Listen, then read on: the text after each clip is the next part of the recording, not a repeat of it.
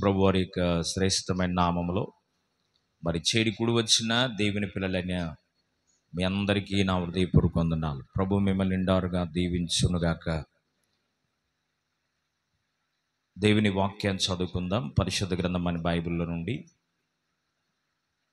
అపోస్తలుడైన పౌలు కొరింథీయులకు రాస్తున్నటువంటి మొదటి పత్రిక, అపోస్తలుడైన పౌలు కొరింథీయులకు రాస్తున్నటువంటి మొదటి పత్రిక 10వ అధ్యాయము 12వ వాక్యాన్ని మన ధ్యాన నిమిత్తంగా చదువుకుందాం. తాను నిలుచుచున్నానని తలంచుకునివాడు పడకుండునట్లు జాగ్రత్తగా చూసుకొనవలెను. దేవునికి మహిమ కలుగునుగాక. ఓ చిన్న ప్రార్థన చేద్దాం. ఓ చిన్న ప్రార్థన. హృదయపూర్వకంగా ప్రభు పాద సన్నిధిలో వాక్యం ఆయనది, మాట్లాడేవాడు ఆయన కనుక మాట్లాడే దేవుడు మనతో మాట్లాడి ఆయన కృప కలిగిన కార్యాన్ని మన వ్యక్తిగత ఆత్మీయ జీవితాల్లో జరిగించినట్లుగా హృదయపూర్వకంగా ప్రభు పాద సన్నిధిలో చిన్న ప్రార్థన చేద్దాం. హల్లెలూయా, హల్లెలూయా, హల్లెలూయా. స్తోత్రం, స్తోత్రం, స్తోత్రం, స్తోత్రం, స్తోత్రం, స్తోత్రం.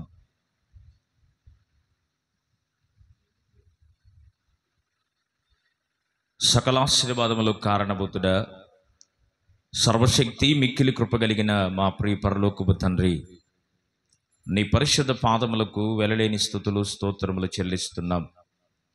నీ పాద సన్నిధిలో మమ్మల్ని సజీవులుగా ఉంచిన దేవుడు నాయన, ఏ కీడైనను అపాయమైనను సంభవించుకున్నట్లుగా నీ సన్నిధి మాకును సంఘానికి నీ కుటుంబాలకు తోడుగా ఉంచి అపాయకరమైన ప్రతి పరిస్థితుల్లో మీరు ఇచ్చిన విడుదలను నెమ్మదిని బట్టి మీకు వందనాలు. దుర్దినాల్లో ఉన్నాం. యుగాంతమందు ఉన్న మాకు బుద్ధి కలగడానికి ప్రభువా మాతో మీరు ముచ్చటిస్తున్న ఈ వాక్కుల కొరకు నీకు స్తోత్రాలు. ఈ దినము కూడా ప్రభువా నాయన కొద్ది మాటలో నీ వాక్యంలో నుండి మేము ఆలకించనై ఉండగా వాక్యము మీది మాట్లాడేవారు మీరు గనుక మాతో మీరు మాట్లాడి కృప చూపించమని, శ్రేష్టమైన నీ వాక్కుల ద్వారా మమ్మల్ని బలపరిచి నీ ఆత్మ సహాయతను మీరు అందించమని యేసు పరిశుద్ధ నామములో వినగల చెవిని, అంగీకరించగల మనస్సును మా అందరికీ అనుగ్రహించి నిత్య రహస్యములో మేము వారసులుగా ఎత్తబడే గుంపులో, పరిశుద్ధుల గుంపులో మేము ఉండడానికి సహాయతను, కృపను మీరు అందించమని యేసు ప్రభు నామములో అడిగి వేడుకొనుచు ప్రార్థించుచున్నాము తండ్రి. ఆమేన్. లెమ్ము తేజరిల్లుము అని నన్ను ఉత్తేజపరచిన నా యేసయ్యా, లెమ్ము తేజరిల్లుము అని నన్ను ఉత్తేజపరచిన నా యేసయ్యా, నిన్నే స్మరించుకొనుచు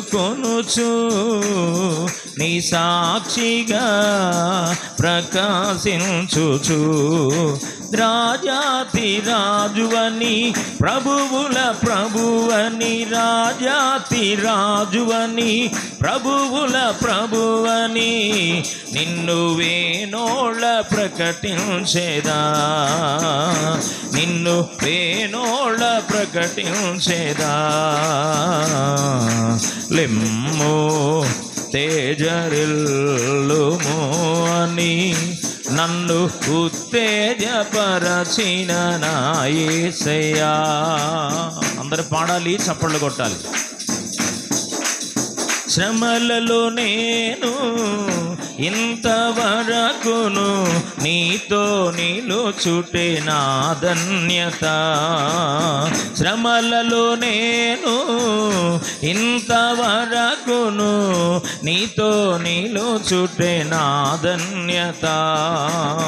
జీవ కిరీటమును నే పొందుటకే నన్ను చేరదీసితివి, జీవ కిరీటము నే పొందుటకే నన్ను చేరదీసితివి. ఇది ఏ ధన్యత, ఇది ఏ ధన్యత, ఇది ఏ నా ధన్యత. లెమ్ము తేజరిల్లుము అని నన్ను ఉత్తేజపరచిన నా యేసయ్యా. లెమ్మో తేజరిల్లుము అని నన్ను ఉత్తేజపరచిన నా యేసయ్యా. తేజోవాసుల స్వాస్యము నేను అనుభవించుటే నా దర్శనము. తేజోవాసుల స్వాస్యము నేను అనుభవించుటే నా దర్శనము. తేజోమయమైన షాలెము నగరులో నిత్యము నిన్ను చూచి తరింతునే. తేజోమయమైన షాలెము నగరులో నిత్యము నిన్ను చూచి తరింతునే. ఇది ఏ దర్శనము, ఇది ఏ దర్శనము, ఇది ఏ దర్శనము. లెమ్మో తేజరిల్లుము అని నన్ను ఉత్తేజపరచిన లెమ్మో తేజరిల్లుము అని నన్ను ఉత్తేజపరచిన నా యేసయ్యా. నిన్నే స్మరించుకొనుచు నీ సాక్షిగా ప్రకాశించుచు. నిన్నే స్మరించుకొనుచు నీ సాక్షిగా ప్రకాశించుచు. రాజాతి రాజువని ప్రభువుల ప్రభువని, రాజాతి రాజువని ప్రభువుల ప్రభువని నిన్ను వేనోళ్ళ ప్రకటించేదా, నిన్ను వేనోళ్ళ ప్రకటించేదా. లెమ్మో తేజరిల్లుము అని నన్ను ఉత్తేజపరచిన నా యేసయ్యా. నన్ను ఉత్తేజపరచిన నా యేసయ్యా. మనందరి ప్రభువును లోకరక్షకుడైన యేసుక్రీస్తు ప్రభు వారి యొక్క శ్రేష్టమైన నామములో కూడి చేరి వచ్చిన దేవుని పిల్లని మీ అందరికీ మరొకసారి నా హృదయపూర్వక వందనాలు తెలియపరుస్తున్నాను. ప్రభు మిమ్మల్ని నిండారుగా దీవించునుగాక. చదవబడిన దేవుని వాక్యంలో అపోస్తలుడైన పౌలు కొరింథీలో ఉన్నటువంటి సంఘాన్ని మరి ఎంత కష్టపడి కట్టాడో, మరి పురాతనములో ఉన్నటువంటి దేవుని పిల్లలు విశ్వాసులు దేవునికి వ్యతిరేకంగా నడిచినప్పుడు వారి యొక్క జీవితాలు ఎలా పతనమైపోయాయో, ఒకే దినాన ఎంతమంది మరణానికి అప్పగించబడ్డారో, సంహారకుని చేతికి అప్పగించబడ్డారో గడిచిన వారములో మనం ధ్యానం చేస్తూ, తాను నిలుచున్నానని తలంచుకొనువాడు పడకుండునట్లుగా పడిపోకుండునట్లుగా జాగ్రత్తగా చూసుకోవాలి. గడిచిన వారం మన ధ్యాన నిమిత్తంగా చదివిన మాటలో ఏ విషయాలలో వేటి విషయాల్లో మనం పడిపోకూడదో, పడిపోకుండా మనం ఎలాగున జాగ్రత్తగా ఉండాలో మనం ధ్యానం చేస్తూ వచ్చాం. మరి అదే మాటలో నుండి ఈ దినం తాను నిలుచున్నానని తలంచుకొనువాడు పడిపోకుండానట్లుగా జాగ్రత్తగా చూసుకోవాలి. మనం నిలవడం దేవుని చిత్తం. ఏంటంటే పడిపోవడం దేవుని చిత్తం కాదు. ఒకప్పుడు పాపంలో ఉన్నాం, శాపంలో ఉన్నాం, లోకములో ఉన్నాం, బలహీనతల చేత ఏడవబడుతూ ఉన్న మనలను పరిశుద్ధుడైన దేవుడు తన ప్రియుడైనటువంటి కుమారుడైన యేసుక్రీస్తు ప్రభువారిని ఈ లోకానికి పంపించి మనందరి పాప పరిహారార్థమై శిలువ మరణానికి అప్పగించుకొని ఆయన కార్చిన అమూల్యమైనటువంటి రక్తము చేత మన రోగమును బాపాడు, మన శాపాన్ని బాపాడు, మన పాపాన్ని బాపాడు. మనందరిని నిలవబెట్టడానికి కొరకై ఆకాశానికి భూమికి మధ్యలో శిలువలో ఆయన వేలాడాడు. దేవునికి మహిమ కలుగునుగాక. ఆయన నిలబెట్టాలి అనే ఉద్దేశాన్ని కలిగి ఉన్నాడు. అయితే మనము నిలబడాలి అంటే తాను నిలుచున్నానని తలంచుకొనువాడు. నాకు నేను నిలబడ్డాను అని నేను అనుకోకూడదు, నీకు నువ్వు కూడా నిలబడుతున్నాను అని నీవు అనుకోకూడదు. మనకు మనంగా నిలబడలేం. కారణం ఏంటి అంటే ప్రతి మనుష్యుడు బలహీనుడే. బలహీనుడైనటువంటి ఓ వ్యక్తిని బలహీనుడైన మరొక వ్యక్తి బలపరచడం ద్వారా పెద్దగా ఉపయోగం ఉండదు. కనుక ప్రతి మనుష్యుడు బలహీనుడని దేవుని వాక్యం సెలవిస్తుంది. కనుక బలహీనుడైన ఈ మనిషి నిలబడాలి అంటే బలవంతుడైన ఓ వ్యక్తి కావాలి. దేవునికి స్తోత్రం చెప్పు. హల్లెలూయా. బలవంతుడైనటువంటి ఓ వ్యక్తి ద్వారానే మనము నిలబడగలం. దేవుని వాక్యములో 1-2 సందర్భాలు మీకు జ్ఞాపకంలోకి తీసుకొచ్చి, మనము నిలబడాలి అంటే మనలో కావలసినటువంటి కొన్ని అనుభవాలు ఈ ఉదయకాల సమయంలో మీకు జ్ఞాపకంలోకి తీసుకొచ్చి నా మాటలు ముగించడానికి ఆశిస్తున్నాను. అపోస్తలుడైన పౌలు రోమీయులకు రాసినటువంటి పత్రిక, అపోస్తలుడైన పౌలు గారు రోమీయులకు రాసినటువంటి పత్రిక 14వ అధ్యాయము 4వ వచనాన్ని చదువుదాం. 14వ అధ్యాయము 4వ వాక్యం. జాగ్రత్త చదవాలి. చదువుమా.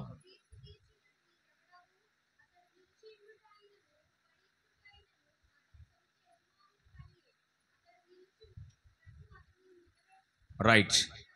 ఈ భాగంలో వ్రాయబడినటువంటి మాట ఏంటి అంటే, యజమానుడు నిలబెట్టాలి అంటూ అక్కడ చెప్తున్నాడు. నిలబడిపోవడానికైనా పడిపోవడానికైనా ప్రభువు నిలబెడితేనే ఓ వ్యక్తి నిలబడతాడు. దేవునికి మహిమ కలుగునుగా. హల్లెలూయా. మనల్ని నిలబెట్టేవాడు ఎవరు అంటే జీవము కలిగిన దేవుడు. దేవుని ఉద్దేశం లోకములో నిలబడాలని కాదు. దేవుని ఉద్దేశం లోక సంబంధమైన వ్యక్తులతో నిలబడాలని కాదు. దేవుని ఉద్దేశం శరీరాశ, నేత్రాశ, జీవపు డంబములో గతించిపోయే ఈ లోకములో మనం నిలబడాలని దేవుని ఆలోచన కాదు. మనం ఎక్కడ నిలబడాలి అంటే దేవుని సన్నిధిలో నిలబడాలి. మనము దేవునిలో నిలబడాలి. అందుకని భక్తుడైన దావీదు కీర్తనల గ్రంథం 27వ కీర్తనలో ఆయన రాస్తూ ఒక చక్కని మాట అంటాడు. 4వ వచనంలో, యెహోవా యొద్ద నేను ఒక వరం అడిగాను, నాకు ఏదో చేయమని నేను నా దేవుణ్ణి అడగలేదు, నాకేదో కావాలని నేను నా దేవుణ్ణి అడగలేదు. నేను అడుగుతున్న ఓ ప్రత్యేకమైన వరం ఏంటి అంటే, నిన్ను చూడాలయ్యా, నీ ప్రసన్నత నేను అనుభవించాలి, నీ సన్నిధిలో నేను నిలవాలి, నీ సన్నిధిలో కాలం గడపాలి, నీ సన్నిధిలో నేను ఉండాలి అని భక్తుడైన దావీదు తను ఆశిస్తున్నట్లుగా దేవుని వాక్యములో మనం గమనించగలం. అయితే దేవుని సంకల్పం, దేవుని ఉద్దేశం ఏంటి అంటే మనము ప్రభువులో నిలవడానికి పిలిచాడు. మనల్ని ప్రభువు రక్షించింది ఊరకనే కాదు. ఆయన అమూల్యమైనటువంటి రక్తాన్ని ప్రాణ విమోచన క్రయధనముగా ఆయన రక్తమనబడిన విలువనిచ్చి మనల్ని కొన్నాడు దేవుడు. మనం ఆయన స్వరక్తము చేత కొనబడిన దేవుని పిల్లలము కనుక మనము దేవునిలోనే నిలబడాలి. కానీ లోకములో ఉన్నటువంటి పోకడలోనో మాయలోకములో మనం పడిపోకూడదు, పాడైపోకూడదు. లోకములో నిలవడానికి కాదు ప్రభువు నిన్ను రక్షించింది అని చెప్తున్నాను. Praise the lord. హల్లెలూయా. చాలా మంది అనుకుంటారు వారి యొక్క విశ్వాసం యొక్క మరి సామర్థ్యతను బట్టి వాళ్ళు ఏమనుకుంటారంటే, మేము వాళ్ళకన్నా పర్వాలేదు, మేము ఫలానోళ్ళ కన్నా పర్వాలేదు, ఆమె నిన్నగాక మొన్న వచ్చింది కానీ ప్రార్థనకి, నేను ఎప్పటి నుంచో ఉన్నాను, నేను వాళ్ళకన్నా చక్కగా నిలబడ్డాను, నేను ఆ పాస్టర్ గారి కన్నా పర్వాలేదు, లేకపోతే నేను ఫలానా ఆయన కన్నా పర్వాలేదని ఇలాంటి మాటలు తెలుసో తెలియకో మనం ఏమవుతుంటాం అంటే మాట్లాడుతూ ఉంటాం. నిలుచుచున్నవాడు తాను నిలుచుచున్నానని తలంచుకొనువాడు పడిపోకుండా జాగ్రత్తగా చూసుకోవాలి అన్నాడు. దేవునికి మహిమ కలుగునుగా. హల్లెలూయా. మనము నిలుస్తున్నామని మనం అనుకుంటే సరిపోదు, కానీ మనల్ని నిలబెడుతున్న దేవుడు ఒక ఆయన ఉన్నాడనేటువంటి సంగతిని మనం గ్రహించగలగాలి. మనకు వచ్చిన బాధల్లా, మనకు వచ్చిన వేదనల్లా ఏంటంటే దేవుని కార్యం కొరకు ఆశిస్తాం. ప్రభువు కార్యము చేసిన తర్వాత కార్యాన్ని జరిగించిన దేవుణ్ణి పక్కన పెట్టేస్తున్నాం. కార్యాలను చూసుకొని ఆ కార్యాలను నిలిచి ఉండి దేవుని కూడా పక్కకు నెట్టేసి అలాగూ ముందుకు వెళ్ళిపోతున్నాం. దేవుని వాక్యములో జాగ్రత్తగా మనం గమనించినప్పుడు కీర్తనల గ్రంథం 5వ కీర్తన 5వ వచనంలో చక్కని మాట అంటాడు. కీర్తనల గ్రంథం 5వ కీర్తన 5వ వచనం, అక్కడ ఏం రాయబడి ఉంది అంటే, డాంబికులు నీ సన్నిధిలో నిలువలేరు, పాపము చేయవారు అందరూ నీకు అసహ్యులు అని రాయబడింది. ఎవరు నిలవలేరంట దేవుని దగ్గర? డాంబికులు అనగా డంబముగా ప్రవర్తించేవారు, అతిశయంగా ప్రవర్తించేవాళ్ళు. నేను నిలబడ్డానోహో అన్నట్లుగా మాట్లాడేవాడు, నేనే పరిశుద్ధుణ్ణి అని మాట్లాడేవాడు, నాకన్నా భక్తిపరుడు లేడు అని మాట్లాడేవాడు, నేను పాడినట్లుగా ఎవరు పాడలేరు అని అతిశయించేవారు. పాటను బట్టో, మాటను బట్టో, వాక్య పరిచయం బట్టో, ప్రభువుకి ఇవ్వడాన్ని బట్టో, నీకున్న ఆస్తిపాస్తులను బట్టో, బలగాన్ని బట్టో, నీకున్న దేనిని బట్టి నీవు దేవుని దగ్గర నిలవలేవు. డాంబికులు అనగా డంబముగా ప్రవర్తించేవారు, అతిశయంగా ప్రవర్తించేవారు, నేను అనే అహముతో ప్రయాణము చేసేవారు నా దేవుని సన్నిధిలో నిలవడానికి అసలు అవకాశం లేనే లేదు అని దేవుని వాక్యం సెలవిస్తూ ఉంది. 1-2 ఉదాహరణలు పరిశుద్ధ గ్రంథములో నేను మీకు జ్ఞాపకంలోకి తీసుకురావడానికి ఆశిస్తున్నాను. ఆదికాండ గ్రంథం 19వ అధ్యాయం, ఆదికాండ గ్రంథం 19వ అధ్యాయము 17వ వాక్యం. ఆదికాండ గ్రంథం 19వ అధ్యాయము 17వ వచనాన్ని మనం జ్ఞాపకం చేసుకుంటే, ఆ దూతలు వారిని వెలుపలకు తీసుకొని రావడానికి ప్రయత్నము చేస్తూ, నీ ప్రాణమును నీవు దక్కించుకొనున్నట్లుగా ఈ మైదానములో ఎక్కడా నీవు నిలవద్దు అని చెప్పాడు. దేవునికి మహిమ కలుగునుగా. హల్లెలూయా. మాయలోకమిది ఛాయను బోలును, మాయ మాయ మాయ ఈ లోకము, మాయ మాయ మాయ. ఏ లోకం అంటే ఇది? మాయలోకం. ఈ మాయలోకంలో నీవెక్కడ నిలబడకూడదు. నిజంగా నీవు ప్రభువుని రక్షకునిగా అంగీకరిస్తే, నిజంగా యేసు రక్తములో కడగబడి విమోచించబడ్డాను, నేను దేవుని కుమార్తెను, నేను దేవుని కుమారుడని నీవు చెప్పుకుంటూ ఉంటే ఈ మైదానములో ఎక్కడా నీవు నిలవడానికి అవకాశం లేదు. దేవునికి మహిమ కలుగునుగా. హల్లెలూయా. దేవుని వాక్యములో స్పష్టంగా చెప్తున్నటువంటి మాట, ఈ సందర్భాన్ని ఎవరితో మాట్లాడుతూ ఉన్నారంటే, అబ్రహాము దేవుని దగ్గర మరి ప్రార్థించాడు. ప్రార్థన చేసినప్పుడు అబ్రహాముతో ఆదికాండ గ్రంథం 12వ అధ్యాయంలో దేవుడు అబ్రహాముకు వాగ్దానం ఇచ్చి, వాగ్దాన దేశంలోకి నడిపించడానికి కొరకై కొంత ప్రయాణాన్ని వారు కొనసాగిస్తూ ఉండగా ప్రభు చెప్పాడు, నీ బంధువులను ఎవరిని తీసుకొని రావద్దు, నీవెమ్మటని చెప్పాడు. కానీ అబ్రహాం గారు ఏం చేశారు చెప్పాలి? ఏం చేశారు? లోతును తీసుకొచ్చుకున్నాడు. తన సహోదరుడి కుమారుడైన లోతును వెంబడబెట్టుకొని ప్రయాణం చేస్తూ వచ్చాడు. వెంబడబెట్టుకొని ప్రయాణం చేస్తూ ఉండగా మరి వీళ్ళు విడిపోకపోతే అబ్రహాము 100 ఆశీర్వాదానికి వారసుడు కాలేడు. కొన్నిసార్లు మనం అనుకుంటాం, వాళ్ళు ఉంటేనే మనకు కలిసి వస్తుంది, వాళ్ళు ఉంటే ఎంత అండగుండేదో, వాళ్ళు ఉంటే ఎంత బలంగా ఉండేదో, మా వాళ్ళు నాతో బలగట్లేదు, మా రక్త సంబంధులు మమ్మల్ని పట్టించుకోవట్లేదు, మాకున్న వారంతా అండగా నిలబడతారని నేను అనుకున్నాను. కానీ ఈరోజు ఏంది మా పరిస్థితి? ఒకప్పుడు అట్లాగున్నప్పుడు అందరూ ఉన్నారు, ఒకప్పుడు ఎట్లా అయిపోయిన తర్వాత ఎవరూ లేరని కొంతమంది స్నేహితులు కానీ, అభిమానులు కానీ, రక్త సంబంధులు కానీ, మన అనుకొని హృదయానికి దగ్గరగా ఉన్నవారు దూరం అయిపోతే కొన్నిసార్లు మనం ఇలాగే ఆలోచన చేస్తాం. అయితే దేవుని ఉద్దేశం ఏంటో తెలుసా? దేవుని సంకల్పం ఏంటో తెలుసా?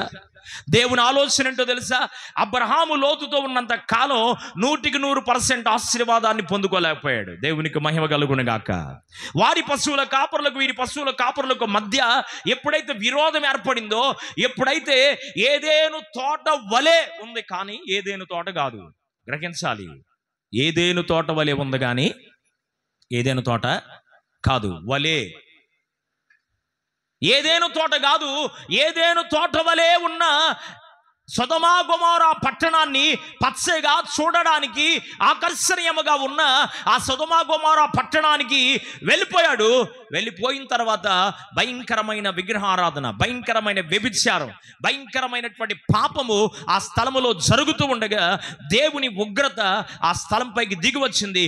రైట్ నౌ ఇప్పటికీ కూడా దేవుని చేత అగ్ని గంధకముల చేత కాల్చబడిన ఆ స్థలములో ఇప్పటికీ ఒక గడ్డిపోచ కూడా మొలవలేదు. కొట్టుగడ్డికి చప్పట్లు. దేవునికి మహిమ కలుగును గాక. రోమియులకు ఒక దేవుడు ఉన్నాడు, ఆయన పేరు జోనస్. ఏం పేరు ఆయన పేరు? జోనస్. రోమీయులకు ఉన్నటువంటి దేవునికి, జోనస్ అనే ఆయనకి 2 ముఖాలు ఉంటాయంట. ఒకవైపు ఒక ముఖం, మరొక వైపు ఇంకొక ముఖం.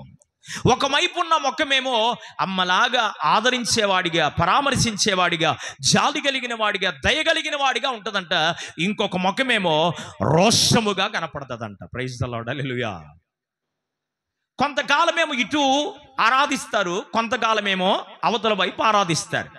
ఏదైనా అననుకూలమైనటువంటి పరిస్థితులు వచ్చినప్పుడు రోషము కలిగినటువంటి ఈ దేవుడు మా పైన కోపం వచ్చిందని ఆ రోషము కలిగినటువంటి ముఖాన్ని ప్రజల వైపు తిప్పి ఆ రోషము కలిగిన దేవునికి వాళ్ళు ఏం చేస్తూ వచ్చేవారంటే పూజలు, పునస్కారాలు, ఆరాధనలు జరిపిస్తూ వచ్చేవాళ్ళు. మంచిగా అర్థం చేసుకుని నేను ఎవరిని విమర్శించట్లేదు, బైబిల్లో ఉన్న చరిత్రను మీకు జ్ఞాపకం చేస్తున్నాను. ప్రైజ్ ది లార్డ్, హల్లెలూయా. ఈ విధంగా చేస్తూ వచ్చేవాళ్ళు.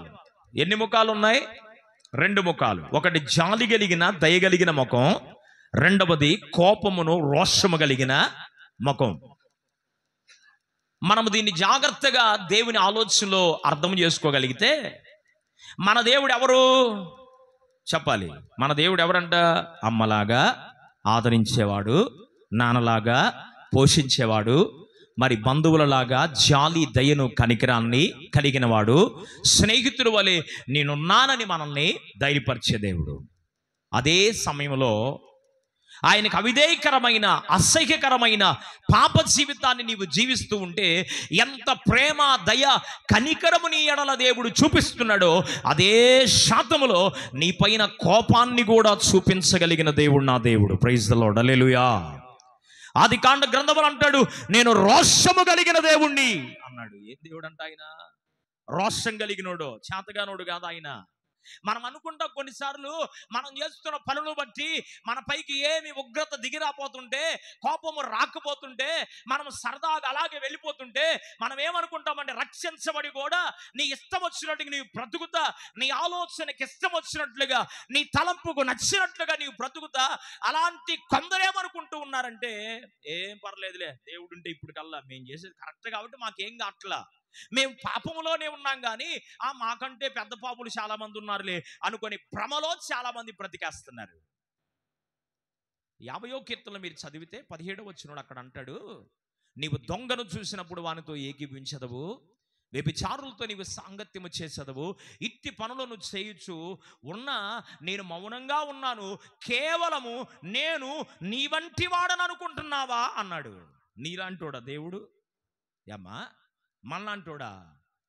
ధవల వర్ణుడు రత్న వర్ణుడు నా ప్రియుడు, ధవల వర్ణుడు రత్న వర్ణుడు నా ప్రియుడు, అవని 10,000 అతి శ్రేష్ఠుడా తండు, అవని 10,000 అతి శ్రేష్ఠుడా తండు, ఎవరు ఆయన కిలలో సమరూప పురుషుడు, ఎవరు ఆయన కిలలో సమరూప పురుషుడు, అవలీలగానతని గుర్తించగలరమ్మ, అవలీలగానతని గుర్తించగలరమ్మ. ఎంతో తానెంతో అతడెంతో ఎంతెంతో సుందరుడమ్మ తాను, నేనెంతో మురిసి పోయాను, ఎంతో సుందరుడమ్మ తాను. ఎబ్రీ పత్రిక 8వ అధ్యాయం 26-27 వచనాల్లో ఉంది, పాపులలో చేరక ప్రత్యేకించబడిన దేవుడు నా దేవుడు. ఇప్పుడు గట్టిగా చెప్పట్లు, దేవునికి మహిమ కలుగును గాక. నిన్ను పాపములో నుంచి దేవుడు తీసుకొచ్చింది దేనికి? నేను లోకములో నుంచి సపరేట్ చేసిన కారణం ఏంటంటే పాపులలో కలిసి బ్రతకడానికి కాదు. పాపులు చేస్తున్న కొన్ని దేవునికి అవిధేయకరమైన కార్యాలు, విశ్వాసులుగా ఉండి దేవుని బాధపరిచే కొన్ని కార్యాలు చేస్తూ ఉంటే వారితో కూడా నీవు ఏకీభవించడానికి కాదు దేవుడు నిన్ను రక్షించింది. తప్పును తప్పుగా చెప్పాలి, ఒప్పును ఒప్పుగానే చెప్పాలి.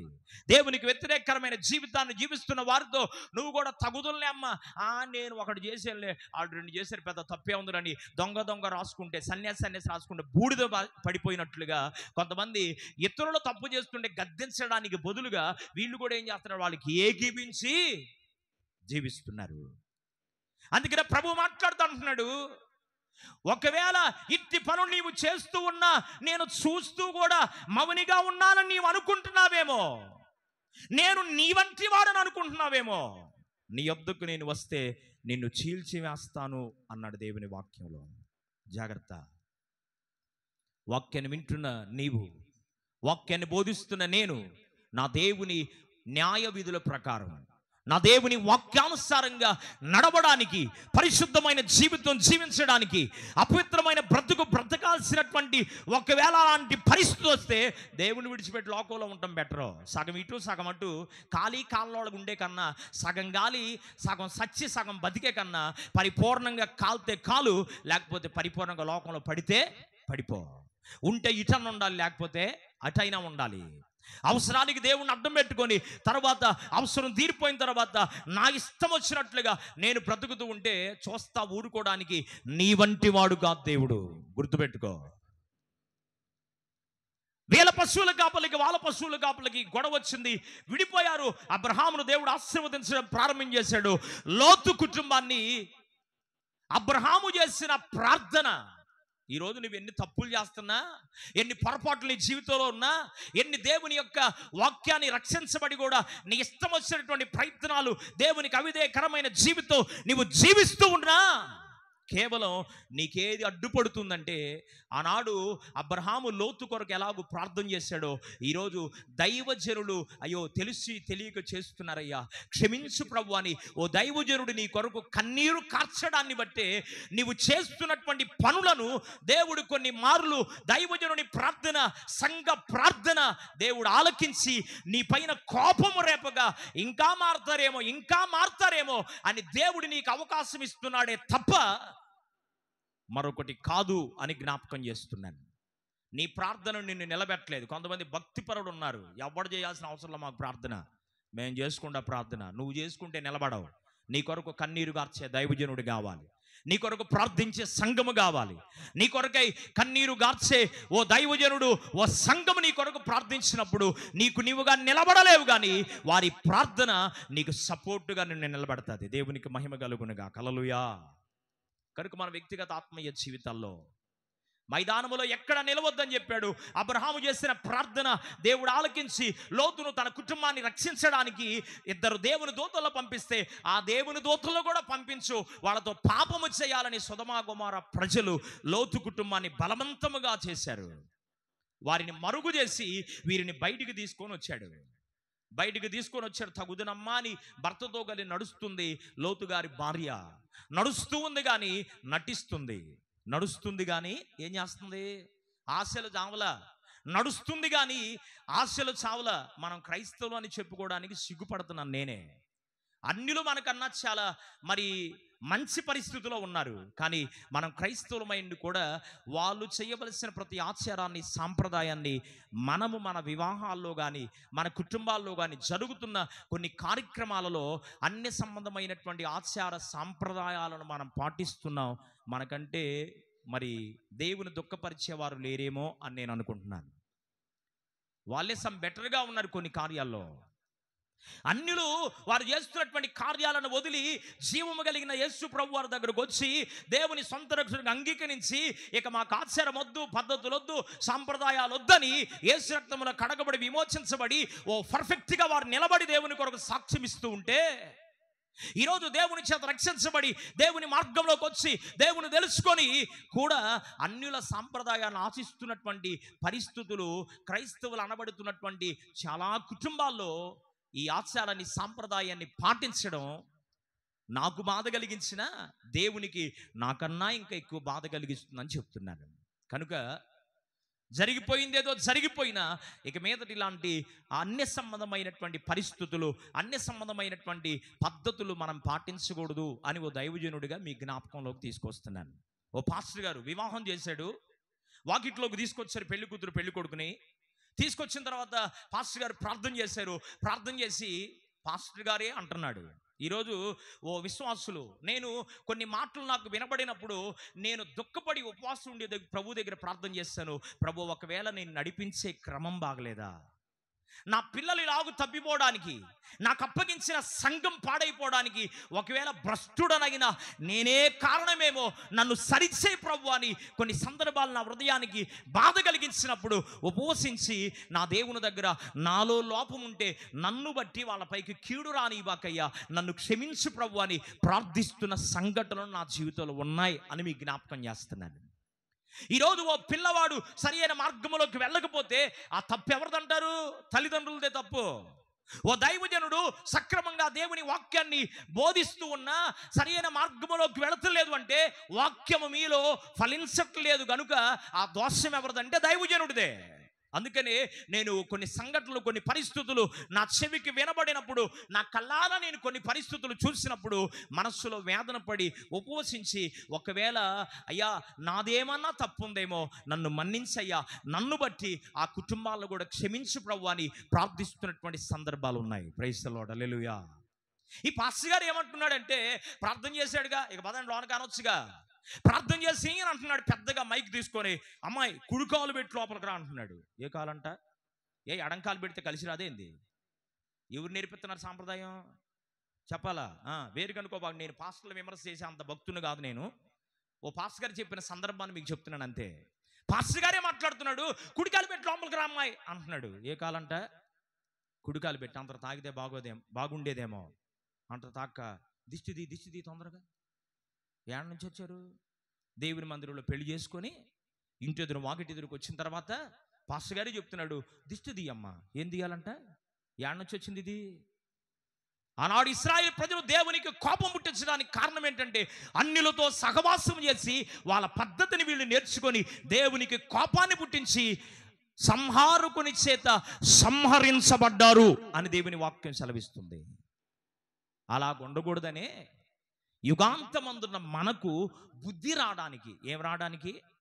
యుగాంతమందున్న మనకు బుద్ధి రావడానికి ఈ ఎబ్రీ పత్రిక 10వ అధ్యాయం 11వ వచనంలో అంటాడు, యుగాంతమందున్న మనకు బుద్ధి కలుగునట్లుగా ఈ సంగతులు మీతో చెప్తున్నాను అన్నాడు. ఈమెకి సావల లోపలే ఉంది, సావలేదు, ఆశ చావలా. కనుక ఆశ చావుక వస్తూ ఉంది కానీ నిలబడొద్దు అని ప్రభు చెప్పిన ఈ మైదానములు ఎక్కడ నిలబడక దేవుని దూతలు మిమ్మల్ని ఎక్కడికి తీసుకెళ్తారో అక్కడికి వెళ్ళమని దేవుడు చెప్పిన దేవుని మాటను కూడా లెక్క చేయకుండా ప్రాణాల్ని పోతే పోయిందిన ప్రాణం, బంగారం గాలిపోతుంది, ఇల్లు గాలిపోతుంది, వస్తువులు గాలిపోతున్నాయి అని ఆశపడి లోకాశలు చావక, శరీరాశ చావక, నేత్రాశ చావక, జీవపుడమ్మం చావక వెనుదిరిగిపోయింది. వెనుదిరిగిపోయి అయ్యో నా భార్య ఆగిపోయిందని ఈయన ఆగిపోతే ఈయన కూడా అక్కడే ఉండేవాడు. ఇప్పుడు ప్రైజ్ ది లార్డ్, హల్లెలూయా. వెనక్కి తిరిగిన వ్యక్తి అట్లాగే ఉంది. ఈ దూతలు త్వరపెట్టి లోతును తన 2 కుమార్తెలను అలాగే బయటికి తీసుకొని వెళ్ళారు. చప్పట్లు కొడుతూ దేవుని నామం మహిమపడదాం, హల్లెలూయా. నీవు లోకములో, లోకాచారాల్లో, సాంప్రదాయాల్లో నిలబడడం దేవుని ఉద్దేశం కాదు. నీవు ప్రత్యేకంగా బ్రతకడం దేవుని ఉద్దేశం. నీవు ప్రత్యేకించబడిన వ్యక్తివని నీ మనస్సులో నీకు అనిపిస్తే ప్రత్యేకంగానే ఉంటావు, ఇబ్బంది ఏం లేదు. మమ్మల్ని అడుగుతున్నాడు, మమ్మల్ని చేస్తున్నాడు, మమ్మల్ని అంటాడు, మమ్మల్ని చేస్తాడని ఎవరు అనుకోవాల్సిన అవసరం లేదు. నేను కొన్ని పాటించి ఉండొచ్చు, మీరు కొన్ని పాటించి ఉండొచ్చు.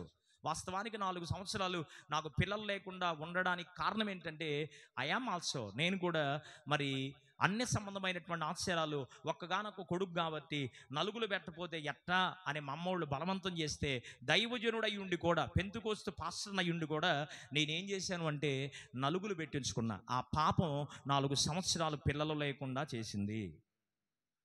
I'm correct. నేను ఒప్పుకుంటున్నాను ప్రభు దగ్గర.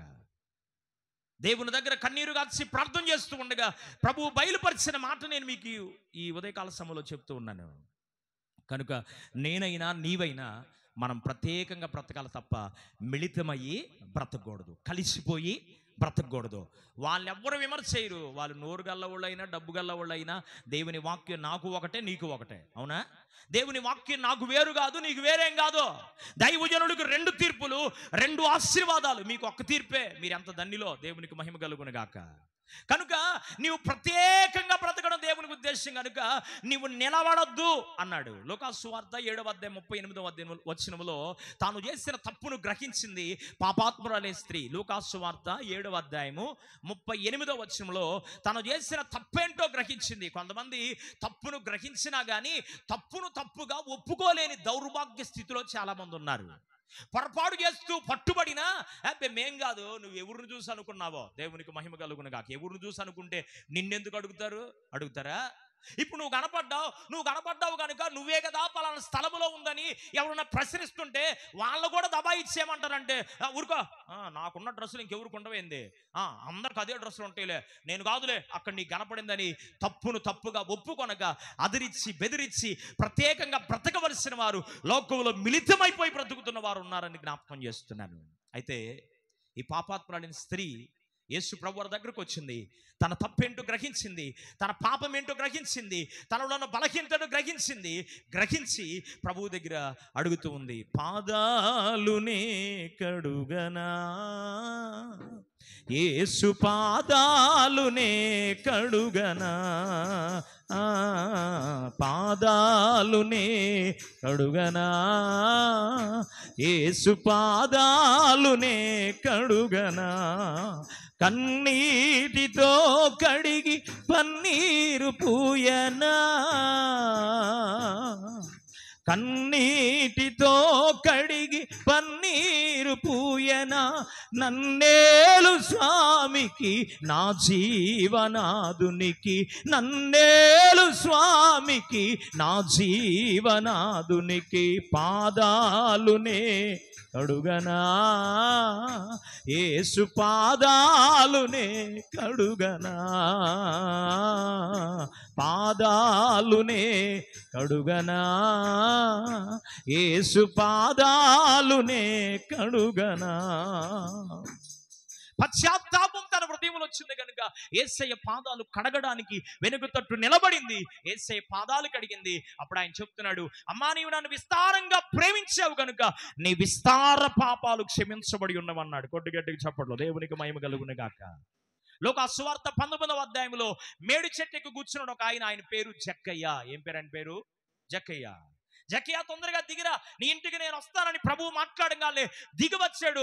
యేసయ్యను తన వెంట చేర్చుకున్నాడు. ఇప్పుడు చేర్చుకున్న తర్వాత ఓ చక్కని మాట అంటాడు 8వ ఏ జక్కయ్య దేవుని ఎదుట నిలువబడి, ఎక్కడ నిలబడ్డాడంట?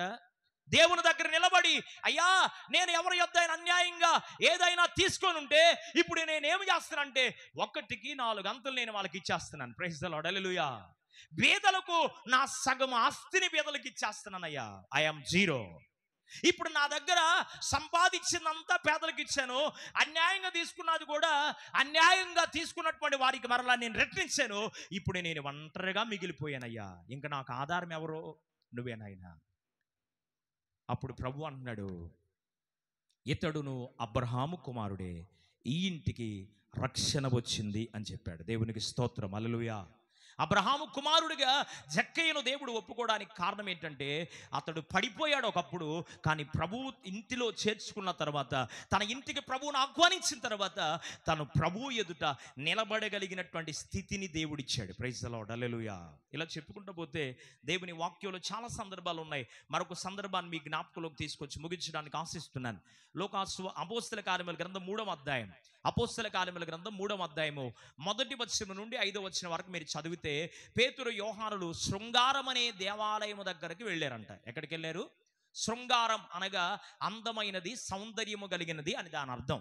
సౌందర్యముగా ఉంది, చూడ్డానికి చాలా అందముగా బ్యూటిఫుల్గా ఉంది. ఆ మందిరములోనికి పేతురు యోహానులు ఆ మందిరములోనికి వెళుతున్నారు. వెళుతూ ఉండగా ఓ కుంటివాడైన భిక్షకుడు ఆ మెట్ల దగ్గర కూర్చొని అయ్యా అని భిక్షం అడిగాడంట. ఇప్పుడు భిక్షమడగగా పేతురు యోహానులు ఏం చెప్తున్నారంటే, వెండి బంగారములు మా యొద్ద లేవు గాని మేము కలిగినది నీకు ఇచ్చుచున్నాం అన్నాడు. దేవునికి మహిమ కలుగునుగా, హల్లెలూయా. వాస్తవానికి ఆ దినాల్లో యాజకులు వేసే వస్త్రాలు ఎలాగుండేవంటే చాలా ప్రాముఖ్యంగా ఉండేవి, చాలా ఘనతగా ఉండేవి. కనుక యాజకులుగా దేవుని సేవకులుగా ఉన్న వీళ్ళను చూసి ఆ కుంటి భిక్షకుడు ఏమనుకున్నాడు అంటే, మరి ఆ భిక్షకుడు వీరి యొక్క పైరూపాన్ని చూసి అనుకున్నాడు, వీళ్ళైతే కొద్దిగా ఘనంగా ఇస్తారు అనుకున్నాడు. కానీ వారి ఆకారమును చూసిన వారి దగ్గర ఏవి లేనే లేవు. ఇప్పుడు వచ్చిన బాధ ఏంటంటే పాస్టర్ గారు కొద్దిగా ధవళవర్ణుడుగా కొద్దిగా తెల్లని వస్త్రాలు కొత్త బట్టలు వేసి వచ్చాడు అనుకో, బాగానే ఇస్తున్నాం అనుకుంటాగా తెల్ల బట్టలు వేసుకొని వచ్చాడు, దేవునికి స్తోత్రం. కొద్దిగా నలిగిపోయి వేసుకొచ్చాడు అనుకో, ఏందంటే ఈయనకి ఇస్త్రీ చేయించుకోవడానికి డబ్బులు కూడా లేవేంది, ఇచ్చే కానుకలు అంతా ఏం చేస్తున్నాడు. కొద్దిగా ఏడన్నా కాలర్ బోరలు చినిగిపోయి వేసుకొచ్చాడు అనుకో, మరీ ఏంది ఎంత పేదోడుకున్నాడు, పిసినారు ఓడుకున్నాడు, ఇచ్చేయన్నీ దాచిపెట్టుకుంటున్నాడు కావాలా. దేవునికి మహిమ కలుగును గాక. సులుకుగా అవలేలగా అంటానికి నోరు వాయలేని వాళ్ళు ఎవరంటే సేవకులే. ఏదన్నా పొడవాలన్నా, ఏదన్నా మాట అన్నాలన్నా, ఏదన్నా బయటికి లాగాలన్నా, ఏదైనా విమర్శ చేయాలన్నా తేలిగ్గా దొరికేది. ఇంట్లో వాళ్ళని ఒప్పుకుంటారు, తాట తీసి వదిలిపెడతారు. ఇంటి పక్కన వాళ్ళ గదిలో తోరుకుంటారు, నువ్వు ఒకటంటే 15 అంటారు. దేవునికి స్తోత్రం. అందుకని ఏ నోరు వాయి లేనోళ్ళు కాబట్టి ప్రభువును ఆధారం చేసుకొని సేవ చేస్తారు కాబట్టి ఇప్పుడు ఊరకనే ఏ మాట అనాలన్నా, ఏ నింద మోపాలన్నా, ఏ పరిస్థితి మాట్లాడాలి అన్నా ఊరకనే దొరికేది ఎవడంటే సేవకుడే. దేవునికి మహిమ కలుగును గాక. సేవకులు ఈ లోకపరంగా ఒకవేళ ఆధిక్యతగా కనకబడపోవచ్చేమో, సేవకులు ఒకవేళ నీ దృష్టిలో తీసేసినట్టుగా ఉండొచ్చేమో, కానీ వీళ్ళెవరో తెలుసా? దేవుని సేవకులు. ప్రైజ్ ది లార్డ్, హల్లెలూయా. ప్రతి ఉద్యోగానికి 58 సంవత్సరాలకి రిటైర్మెంట్ ఉంది, కానీ దేవుని సేవ చేసే వాళ్ళకి పెట్టిలో పెట్టి మోసేదాకా నో రిటైర్మెంట్. ఇప్పుడు కొట్టర గట్టిగా చప్పట్లో, దేవునికి మహిమ కలుగును గాక. హల్లెలూయా. మధురమైన సేవ చేస్తున్న దైవజనులు, దేవుని సేవకుల్ని నేనేమంటానంటే, మీరు ₹1 వాళ్ళకి సహాయం చేయకపోయినా పర్లేదు, కానీ వాళ్ళపై నిందల మోపగా, వాళ్ళని దూషించగా, వాళ్ళ యొక్క మేలు మీరు కోరుకొని పర్లేదు, కానీ కీడు మాత్రం కోరుకోబాకండి. ఏ దైవజనుడి గురించి అయినా నీకు అనవసరంగా వాడి మంచోడు కాదండి, నువ్వు మంచిదానివా, నువ్వు మంచోడువా, దేవుని స్తోత్రం. అసలు వాడి సంగతి నీకెందుకో? వాళ్ళు లెక్క ఏమన్నా ఉంటే ఎవరు చెప్పుకుంటారు? వాడు చెప్పుకుంటాడు దేవుడి సంగతి, వాడి సంగతి వాడు చూస్తాడు, పైన ఆయన చూస్తాడు ఆయన సంగతి. కనుక దైవజనులు ఎలాంటి వాళ్ళైనా ఒకవేళ వాడు దుర్మార్గుడుగా లోకానికి కనబడొచ్చేమో, కానీ వాడిలో కూడా ఏముంటుందంటే పశ్చాత్తాపం అనేది ఏదో ఒక దినాన దేవుడు కలుగు చేస్తాడు. కనుక దైవజనుల జోలికి మనం వెళ్ళకూడదు. రాజే కానీ దేవుని చేత ఎన్నుకోబడిన వాడు, అభిషేకించబడిన వాడని సౌలును దావీదు ముట్టడానికి ధైర్యం చేయలా. ఎందుకని? వారు దేవుని సేవకుడయ్యా. కాబట్టి దేవుని చేత ఎన్నుకోబడిన వాడు గనుక నేను ఆయన జోలికి వెళ్ళను. నోరు లేకగా సేవకులకి నువ్వు ఒకటంటే 100 అనగలరు, కానీ ప్రభువుని బట్టి నోరు గట్టేసుకొని బతుకుతారు అంతే. వీళ్ళు ఏమనకపోయినా ప్రభు దగ్గర ఉపవాసం ఉండి కన్నీరు గారిస్తే తగిన శాస్త్రేందో వీళ్ళ పక్షంగా ఎవరు చేస్తారు? జీవము కలిగిన దేవుడు చేయగలడు. అది కొద్ది గుర్తు పెట్టుకోండి మనసులో. కనుక దైవజనులు ఏదన్నా ఉంటే ముఖం మీద అడిగేసేయచ్చు, కానీ వెనకాతల చండాలంగా విమర్శ చేస్తా మాట్లాడుకునే దౌర్భాగ్య స్థితిలోకి విశ్వాసులు ఉండకూడదని ఈ మాట జ్ఞాపకం చేస్తున్నాను. దైవజనుడు అంటే దేవుని చేత ఎన్నుకోబడిన వాడు, ఏర్పాటు చేయబడిన వాడు, దేవుని చేత పిలువబడిన వాడు దైవజనుడు. ఏదో ఆదికాండం ప్రకటన గ్రంథం 4 ముక్కలు నేర్చుకొని నేను కూడా సేవకుడైన ఉద్యోగాలు రిటైర్మెంట్ అయిపోయిన తర్వాత ఇప్పుడు వచ్చే ఫంక్షన్ పెట్టి నేను ఉద్యోగం చేస్తూనే మరి ఫంక్షన్తో స్వార్థ జావ చేస్తున్నాను వచ్చే సేవకులు కాదు. వీళ్ళెవరంటే ఏమీ లేకపోయినా, ఏమి లేకపోయినా ప్రభు కొరకు ప్రాణత్యాగాన్నైనా చేయడానికి ఆశించి రూపాయి మీ సొమ్ము ఆశించకుండా జీవం కలిగిన దేవుని సన్నిధిలో మీ కొరకు అహర్నిశలా ప్రయాసపడుతూ కన్నీరు గారుస్తూ కీర్తి ప్రతిష్టలు లేకపోయినా తిట్టించుకుంటా ఉన్నా, కొట్టించుకుంటా ఉన్నా, బాధలు అనుభవిస్తూ ఉన్నా, ఏ పరిస్థితులు వారు అనుభవిస్తూ ఉన్నా జీవము కలిగిన దేవుని సేవ చేయడానికి ప్రాణాన్నైనా లెక్క చేయక ప్రాణాన్ని కూడా దేవుని కొరకు పణంగా పెట్టడానికి వచ్చిన వారు దేవుని చేత ఏర్పాటు చేయబడిన దైవజనులు. కొట్టుగట్టికి చెప్పట్లు, దేవునికి మహిమ కలుగును గాక. కనుక అలాంటి సేవకుల జోలికి వెళ్ళకూడదు, అలాంటి దైవజనుల జోలికి వెళ్ళకూడదు. అసలు వారి క్యారెక్టర్ సంగతి నీకెందుకు? నీ ఇంట్లోది నువ్వు సరి చేసుకో ముందు, నా ఇంట్లోది నేను సరి చేసుకోవాలి ముందు, నా ఒంట్లోది, నా ఇంట్లోది, నా కుటుంబంలో నేను సరి చేసుకుంటే పక్కనోడు జోలు అసలు విమర్శ చేయం. జాగ్రత్త ఎట్లా చూపిస్తున్నామంటే ఒకటేమో చెప్పరే. ఇప్పుడు ఒక వ్యక్తిని నేను చూపిస్తే నీలో తప్పు ఉంది అంటున్నాను నేను, ఈ పైన ఏలేమి అని చేస్తుంది, అయ్యో ఈడిలో తప్పు ఉంది, వీళ్ళు తప్పుండి పెద్ద నీతిమంతులాగా మళ్ళీ చూడు ఎదుటి వ్యక్తిని ఎట్ట విమర్శ చేస్తున్నాడో, అసలు వీడి సంగతి నువ్వు చూసుకోమని దేవుడికి చెప్తాను. పైనేలు ఈ 3 ఏళ్ళు ఏం చేస్తున్నాయి? రేయ్ ఒకేలాగా నువ్వు వాళ్ళకి వెళ్ళి చూపిస్తుంది, నీ వైపు ఎన్ని ఉన్నాయి? 3 ఉన్నాయి, రోజు జాగ్రత్త, అసలు నీ సంగతి నువ్వు చూసుకోరావు అని మన చెయ్యి మనకే బుద్ధి చెప్తుంది. ఈ బుద్ధి కొంతమందికి అర్థం కావట్లా. ఈ కాడకే ఉన్నారు, కానీ ఈ మనకెళ్ళి చూపిస్తున్న సంగతి అర్థం కావట్లా. దేవునికి మహిమ కలుగును గాక. దైవజనులను చూశారు. చూసిన తర్వాత వెండి బంగారములు మా యొద్ద లేవు గాని మాకు కలిగినది మేము ఇచ్చుచున్నాము అన్నాడు. వాళ్ళు కలిగి ఉన్నది ఏంటంటే యేసయ్య నామములో శక్తి ఉన్నదయ్యా. కొట్టాలి. యేసయ్య నామములో శక్తి ఉన్నదయ్యా, శ్రీ యేసయ్య నామములో శక్తి ఉన్నదయ్యా. నమ్మితే చాలు నీవు పొందుకుంటావు శక్తిని, నమ్మితే చాలు నీవు పొందుకుంటావు శక్తిని. యేసయ్య నామములో హరే శక్తి స్తోత్రం. యేసయ్య నామములో శక్తి ఉన్నదయ్యా, శ్రీ యేసయ్య నామములో శక్తి ఉన్నదయ్యా. హల్లెలూయా. మేము కలిగి ఉన్నది యేసయ్య నామం కనుక యేసు నామములో లేచి నడువు అని చెప్పారు. అంతే. దేవునికి మహిమ కలుగును గాక. వెండి బంగారాలు వీరు ఆశిస్తే, భిక్ష కూడా ఆశిస్తే, వీళ్ళు ఏం చెప్పారంటే వెండి బంగారాలు మా దగ్గర లేవబ్బాయి, నువ్వేం చేయాలంటే యేసు నామములో నీ కొరకు ప్రార్థన చేస్తున్నాం, లే నడు అన్నారు. లేచాడు. నడుచుకుంటూ ఎక్కడికెళ్ళాలి చెప్పరే? ఇన్ని సంవత్సరాలుగా కాళ్ళు లేకుండా ఎవడో తీసుకొచ్చి కుంటోడు బ్రతుగా మెట్ల దగ్గర కూర్చోబెట్టి అడుక్కున్న సొమ్మంతా మధ్యాహ్నం అంత ముద్ద తీసుకొచ్చాడు, మొఖానేసి పోగు చేసిన డబ్బంతా జేబులో పోసుకుని వెళ్ళేవాడు ఒకడు ఉన్నాడు. దేవునికి మహిమ కలుగును గాక. ఆడి దగ్గరికి వెళ్ళాల్సింది, అవునా? వాడికి ఎంతకాలం పోబెట్టింది. కానీ ఎక్కడికి వెళ్ళాడు తెలుసా? వాడు లేచి నిలచి గంతులు వేయచ్చు దేవుని మందిరంలోకి వెళ్ళాడు. కొట్టగట్టికి చప్పట్లు. దేవునికి మహిమ కలుగును గాక. ఆయన చేసిన ఉపకారాలకి లేచాడు, నిలిచాడు, మందిరంలోనికి గంతులు వేస్తూ పేతురు యోహానులతో కలిసి దేవుని ఆరాధించడానికి వెళ్ళిపోయాడు. దేవునికి మహిమ కలుగును గాక. ఏ స్థితిలో నీవు పడిపోయావు నాకు తెలియదు, కానీ నీ పడి ఉన్న స్థితిలో నుంచి లేవడం దేవుని చిత్తం, దేవునిలో నిలబడడం దేవుని చిత్తం, దేవునిలో కొనసాగడం కూడా దేవుని చిత్తం. కనుక నీవు నిలబడాలి అంటే నీలో ఉండవలసిన కొన్ని అనుభవాలు నేను మీకు వాటిని వివరించను, కానీ కొన్ని అనుభవాలు చెప్పి ముగిస్తాను. చూడండి, నువ్వు నిలబడాలి అంటే నెంబర్ 1 రోమాపత్రిక 11వ అధ్యాయం. నీవు నిలవాలి ప్రభువులో అంటే తాను నిలుచున్నానని తలంచుకున్నవాడు పడుకున్నట్లుగా జాగ్రత్తగా చూసుకొనవలెను. నీవు నిలబడాలి అంటే నీవు ఎలాగుంటే నిలబడతావు దేవుని వాక్యము ద్వారా మీ జ్ఞాపకంలోకి తీసుకొస్తాను. నెంబర్ 1 మొట్టమొదటిది విశ్వాస జీవితం నీకు ఉండాలి. రోమాపత్రిక 11వ అధ్యాయము 20వ వచనం. ఏ జీవితం ఉండాలి? విశ్వాస జీవితం నీకు ఉండాలి. విశ్వాసం లేకుండా ఎవడు నువ్వు దేవునికి ఇష్టడై ఉండుట అసాధ్యము. దేవుని యొద్దకు వచ్చువాడు ఆయన ఉన్నాడనియు ఆయన యొద్దకు వచ్చు వారికి ఫలమును దయచేవాడని నమ్మవలెను కదా అన్నాడు. కనుక ఇప్పుడు నీవు నిలబడాలి అంటే నీకు కావలసినది ఏంటి అంటే విశ్వాసం కావాలి. ఏం కావాలి? నువ్వు నిలబడాలంటే ప్రభువులో విశ్వాసం కావాలి. అవిశ్వాసం ఉంటే నువ్వు నిలబడలేవు, అపనమ్మకం ఉంటే నువ్వు నిలబడలేవు. ప్రభువు పైన పరిపూర్ణమైన విశ్వాసం కనుక నీకుంటే నీవు ప్రభువులో నిలబడగలవు. సెకండ్ 1 రెండవ చెప్తాను. యోహాను సువార్త 15వ అధ్యాయం.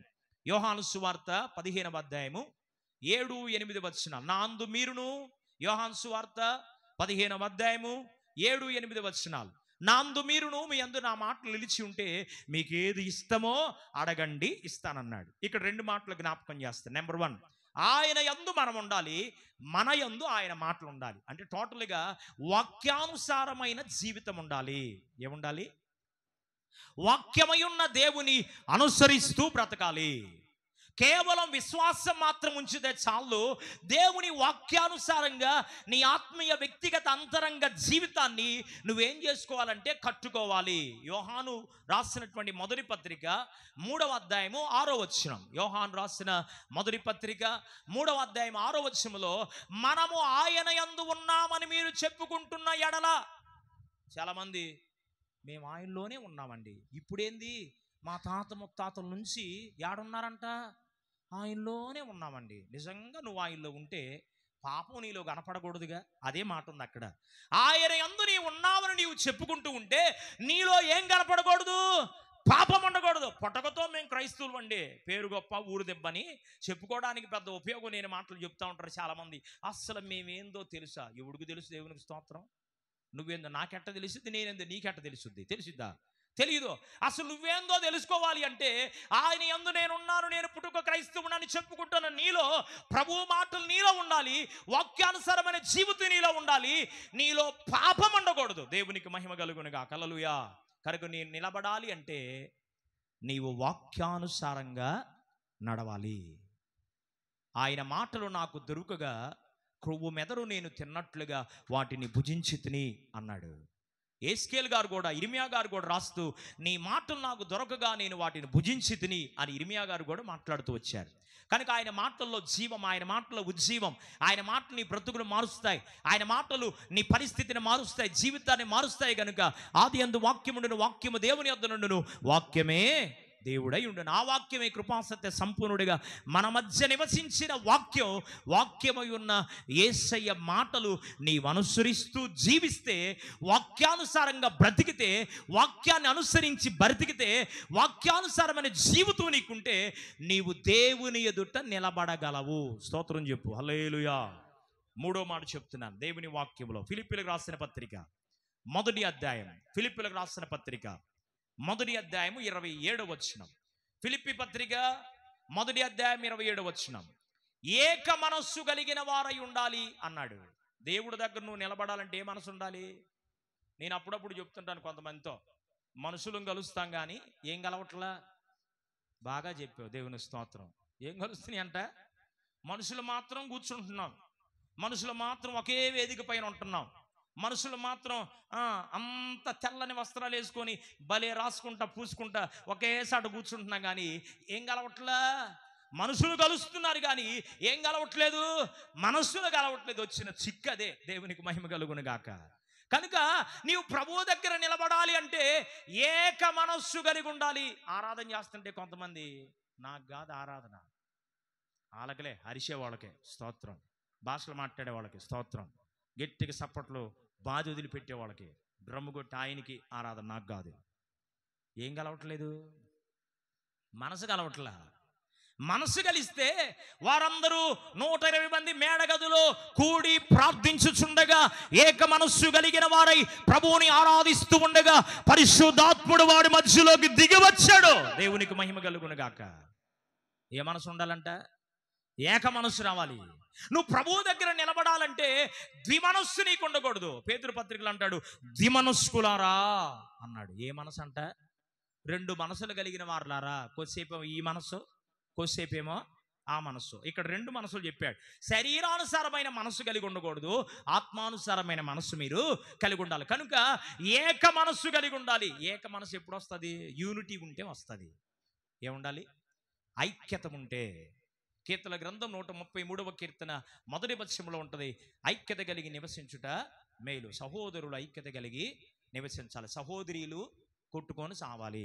అదే సహోదరులకు కాదు ఆడ చెప్పింది. సహోదరులన్నా ఎవరంతా దేవుని పిల్లలమేనా? ఇప్పుడు దేవుని పిల్లలందరూ ఏమవ్వాలి? ఒక ఆయన అంటున్నాడు, సహోదరులు ఐక్యత కలిగి నివసించడం మేలు అంటే సహోదరులు కొట్టుకు సావమనే కాదు దాని ఉద్దేశం.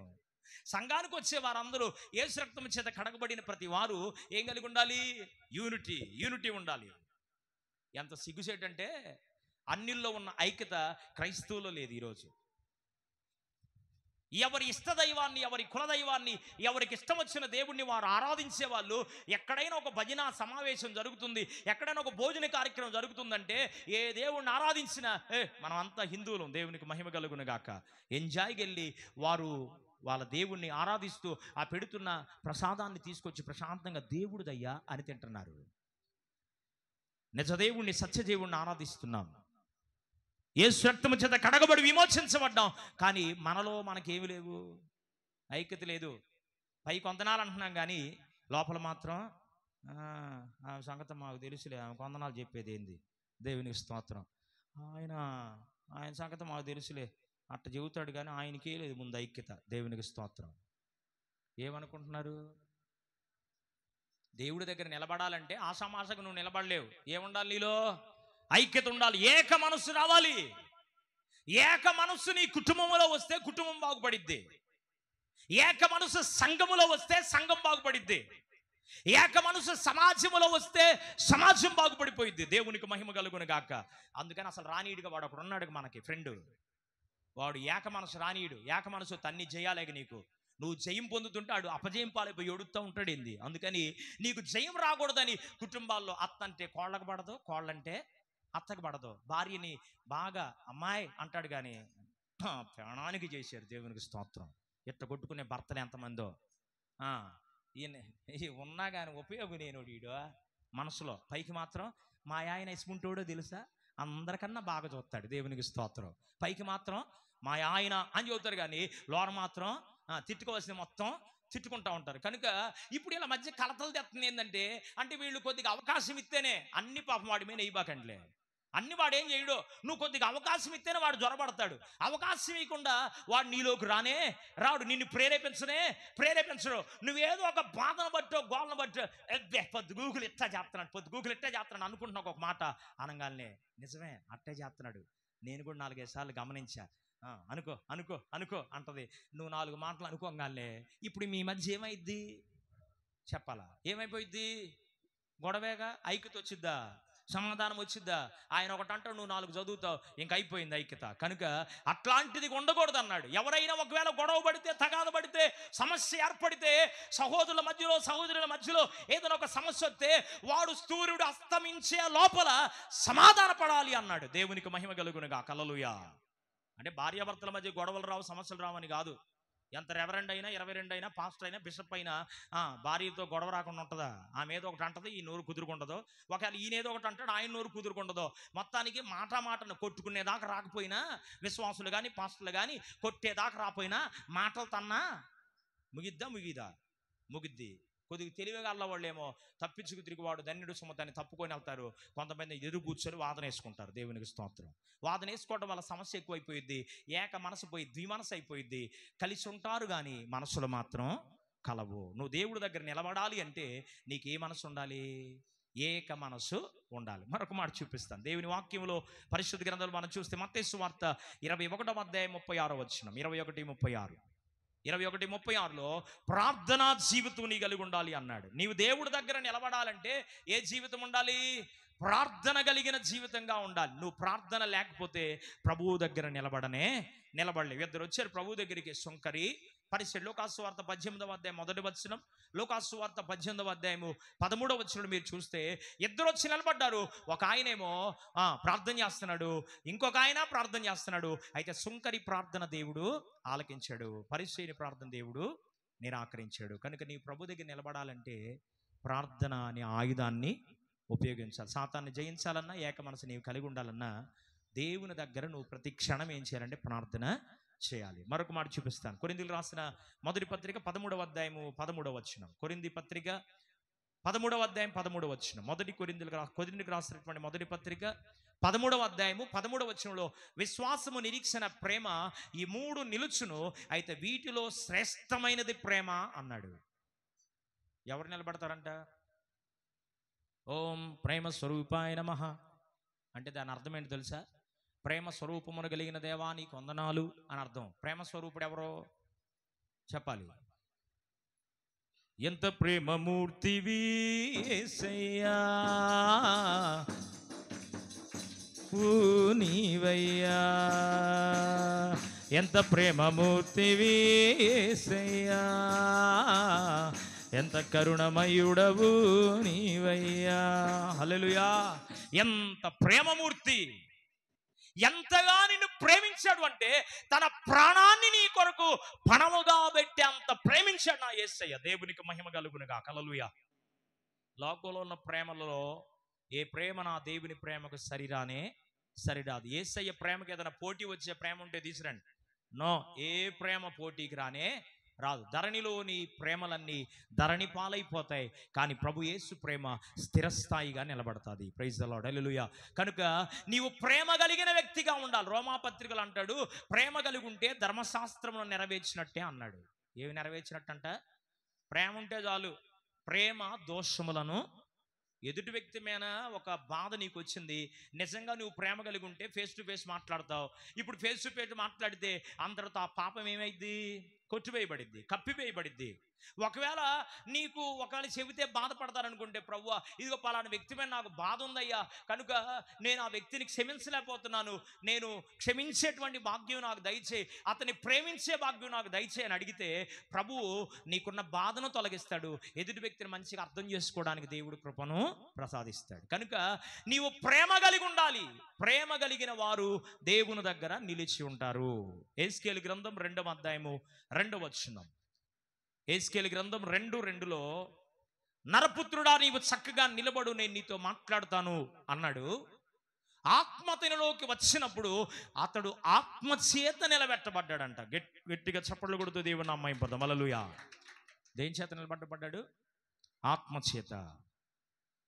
పరిశుద్ధాత్మ మీలోనికి వచ్చినప్పుడు మీరు సత్యములో నడిపించబడుదురు అనలేదు వాక్యంలో. సర్వసత్యములోనికి వెళ్తారు. సత్యం అనగా యేసు, సర్వసత్యం అంటే పరిశుద్ధాత్మ దేవుడు. కనుక ఎందరూ అపోస్తల కార్యముల గ్రంథములో 8వ అధ్యాయంలో మీరు చూస్తే అక్కడ అంటాడు, ఎందరూ ఆత్మచేత నడిపించబడతారో వారు దేవుని కుమారులను కుమార్తెలు అనబడతారు అన్నాడు. అదే 8వ అధ్యాయం 9వ వచనంలో ఎవడైనను క్రీస్తు ఆత్మ లేని వాడైతే వాడు నావాడు కాడు అని రాయబడింది. కేవలం భాషలో మాట్లాడడం అంటే వారు దేవుని ఆత్మను పొందుకున్నారు అని మాత్రమే. భాషలో మాట్లాడినా ఒకవేళ బయటికి వెళ్ళిన క్యారెక్టర్ ఈజ్ లెస్ అనుకో, వాడిది భాషలో మాట్లాడుతున్న అది పరిశుద్ధాత్మ కాదు, దురాత్మే అని చెప్పొచ్చు. అర్థమైందా? భాషలు ఇక్కడ ఎగిరెగిరి మాట్లాడి బయటికి వెళ్ళినాక చూడరాని దృశ్యాలు చూస్తున్నాడు అనుకో, వీడు దురాత్మ చేత నడిపించబడుతున్నాడని దాని అర్థం. Praise the lord. హల్లెలూయా. నిజంగా భాషలో మాట్లాడేవాడు మీకు అర్థం కాకపోవచ్చు, కానీ ఎవరితో మాట్లాడుతున్నాడు? ఎవరితంట? భాషలో మాట్లాడేవారు దేవునితో మాట్లాడుతున్నారు. అది దేవదూతల భాష. వాక్శక్తి దేవుడు అనుగ్రహించిన కొలది వారు అన్య భాషలో మాట్లాడుతూ దేవుని స్తుతించసాగిరి అనుంది దేవుని వాక్యంలో. అపోస్తల కార్యముల గ్రంథం 19వ అధ్యాయంలో అపోస్తలుడైన పౌలు ఆ సంఘములోకి వచ్చాడు. కొరింథీ సంఘములోకి వచ్చి, మీరు విశ్వసించి బాప్తిసం పొందారా, ఎవరి నామంలో బాప్తిసం పొందారని వాళ్ళు అడిగితే వాళ్ళు ఏమన్నారంటే, యేసు నామములో యోహాను గారి చేత మేము బాప్తిసం పొందామయ్యా అని అడిగితే, పరిశుద్ధాత్మ ఉన్నాడని అసలు మీకు తెలుసా అని అడిగాడు పౌలు గారు. అడిగితే అప్పుడు పౌలు గారికి వాళ్ళు ఏం సమాధానం చెప్పారంటే, యేసు నామములో బాప్తిసం పొందామే తప్ప పరిశుద్ధాత్ముడు అన్న ఉన్నాడన్న సంగతి కూడా మాకు తెలియదు అన్నారు. నేనేదో పెంతుకోసు పాస్తున్నా నీ బోధ చేయట్లా, వాక్య సత్యాన్ని చెప్తున్నాను మీకు. బాప్తిసం పొందడం ఒక లెక్క, అక్కడ నుండి దేవుని ఆత్మ చేత నింపబడడం, నడిపించబడడం మరొక లెక్క. వాక్యాధారమే. పెంతుకోస్తు పాస్టర్ గారు నన్ను పెంతుకోస్తును సపోర్ట్ చేస్తూ ఎత్తు చూపిస్తూ మాట్లాడట్లేదు. దేవుని వాక్యం సత్యం. సత్యమై ఉన్న దేవుని వాక్యాన్ని అనుసరించి నేను మీకు ఈ మాటలు జ్ఞాపకం చేస్తున్నాను. వారు అడిగినప్పుడు పౌలు గారంట మరలా వారికి బాప్తిసం ఇచ్చి వారిపైన చేతులుంచి ప్రార్థించినప్పుడు వారు దేవుని ఆత్మచేత అభిషేకాన్ని పొందుకున్నారు. దేవునికి మహిమ కలుగునుగా. హల్లెలూయా. కనుక నీవు నిలబడాలి ప్రభు దగ్గర అంటే ఆత్మ కలిగిన వారు రేపు దేవుడి దగ్గర నిలబడగలుగుతారు. ఇక్కడ నీవు విశ్వాసంలో నిలబడాలి, ప్రార్థనలో నిలబడాలి అన్నా, దేవుని సంఘములో కుదురుగా నువ్వు నిలబడాలి అన్నా నీలోకి ఏమి రావాలి అంటే వచ్చిపోవడానికి ఇదేం దురాత్మ కాదు. దేవునికి మహిమ కలుగునుగాక. ఎప్పుడైతే యేసు నామములో 2వ అధ్యాయం అపోస్తల కార్యములు 2వ అధ్యాయంలో ఉంది, యేసు ప్రభు అని నోటితో ఒప్పుకొని మిదమంది విశ్వసించి నమ్మి పశ్చాత్తాపడి మారు మనసు పొంది బాప్తిసం ఎప్పుడు పొందావో అప్పుడు పరిశుద్ధాత్మ అనే వరమును నీకు దేవుడిచ్చాడు. దేవునికి మహిమ కలుగునుగాక. హల్లెలూయా. ఈ వరాన్ని దేవుడు నీకు ఇచ్చాడు కనుక ఇప్పుడు ఈ వరమును నీలోనే పరిశుద్ధాత్మ దేవుడు ఉన్నాడు కనుక ఆ నీలో ఉన్న పరిశుద్ధాత్ముడు నిజంగా నీవు ఆత్మ పొందావు అంటే నీవు పరిశుద్ధమైన జీవితాన్ని కలిగి జీవించాలి. అదే దానికి సాదృశ్యం. నువ్వు ఎట్లా కనపడాలి లోకానికి? హోలీ మ్యాన్గా కనపడాలి, పరిశుద్ధుడుగా పరిశుద్ధురాలుగా కనపడాలి. ఇంట్లో ఒకలాగా, పొలంలో ఒకలాగా, ఇంకొకలాగా కనపడవు. కారణం ఏంటంటే నీవు అభిషేకించబడిన వ్యక్తివి. Praise the lord. హల్లెలూయా. కనుక నీవు ఎక్కడున్నా ఎలా కనపడతావు అంటే ఆత్మ నీలోనికి వచ్చినప్పుడు నీవు దేవుని దగ్గర నిలబడగలుగుతావు. కనుక ఆత్మ కలిగిన వారు దేవుని దగ్గర నిలబడతారు. చివరి మాట చెప్పి ముగిస్తాను. ప్రకటన గ్రంథం 7వ అధ్యాయం 14వ వచనం. ప్రకటన పుస్తకం 7వ అధ్యాయము 14వ వచనం. అయ్యా వీరు ఎవరు అని యోహాను అడిగితే అప్పుడు యోహానుతో దేవుడు చెప్తున్న మాట ఏంటంటే, వీరు మహాశ్రమలలో నుండి వచ్చిన వారు, గొర్రెపిల్ల రక్తములో తమ వస్త్రములను తెలుపు చేసుకున్నవారు అని చెప్పాడు. ఎవరంటే వీళ్ళు? ఎవరు వీళ్ళు? ఆయా భాషల్లో నుండి, ఆయా తెగలలో నుండి, కేవలం 2 కులాల్లో పుట్టినోళ్లే కాదు పరలోకం వెళ్ళేది. ఆయా భాషలు మాట్లాడేవారు, ఆయా తెగలు, ఆయా వర్గాలు. యేసు ప్రభువు నువ్వు అవునన్నా నువ్వు కాదన్నా, నువ్వు అవునన్నా కాదన్నా, యేసుక్రీస్తు అందరికీ ప్రభువు, యేసుక్రీస్తు అందరికీ ప్రభువు, యేసుక్రీస్తు అందరికీ ప్రభువు, యేసుక్రీస్తు అందరికీ ప్రభువు. ఆకాశమందైనను భూమి మీదనైనను, ఆకాశమందైనను భూమి మీదనైనను, నువ్వు అవునన్నా నువ్వు కాదన్నా, నువ్వు అవునన్నా కాదన్నా, యేసుక్రీస్తు అందరికీ ప్రభువు, యేసుక్రీస్తు అందరికీ ప్రభువు. హల్లెలూయా. అన్ని జాతులలో రక్షించబడిన గొర్రెపిల్ల రక్తములో తన వస్త్రమును తెలుపు చేసుకొని ఉతుకుకొనిన దేవుని పిల్లలను బట్టి యోహాను అడుగుతున్నప్పుడు దేవుడు చెప్తున్నాడు, వీరెవరో తెలుసా? తెల్లని వస్త్రమును ధరించిన వీరెవరయ్యా అని అడుగుతుంటే అప్పుడు ప్రభు ఏం చెప్తున్నాడంటే, వీళ్ళు శ్రమలను, మహాశ్రమలలో నుండి వచ్చిన వారు. శ్రమ వచ్చినప్పుడు నీవు కృంగిపోతే 10:24లో ఉంది సామెతల గ్రంథం, 10:24 సామెతల్లో ఉంది, శ్రమ దినమున నీవు కృంగినేడల చాతగాని వాడివి అయిపోతావు. కష్టం వచ్చినప్పుడు కృంగిపోబాక, కష్టం వచ్చినప్పుడు బాధపడిబాక. శ్రమలో నీవేమవ్వాలంటే సహనము నేర్చుకోవాలి.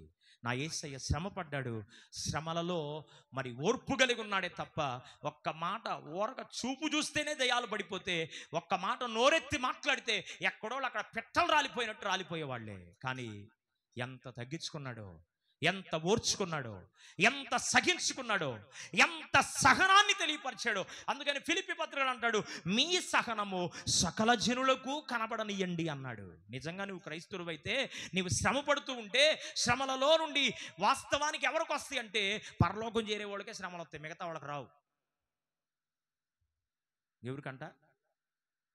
పరలోకం వెళ్ళాలనుకుంటే శ్రమలు వస్తాయి, శ్రమ లేకపోతే క్రైస్తవుడివి కావు. నిజంగా కాయలున్న చెట్టుకే రాళ్ళు పడతాయి అన్నట్టుగా యథార్థమైన భక్తి, పరిశుద్ధమైన జీవితం కలిగిన వారికే శ్రమలు వస్తాయి. ఆషామాషగా బ్రతికేవాడు పెద్ద కష్టమే ఉండదు. ఈ లోకంలో సరదాగా వృధాగా బతికేస్తూ ఉంటారు, సరదాగా పోయి వృధా అయిపోయినట్టుగా సరదాగా వస్తూ ఉంటారు, వృధాగా వెళ్ళిపోతూ ఉంటారు. వాళ్ళ వల్ల పెద్ద ఉపయోగం ఏమీ లేదు. Praise the lord, hallelujah. కానీ నీవు శ్రమ పడుతున్నావంటే you are correct. Praise the lord, హల్లెలూయా.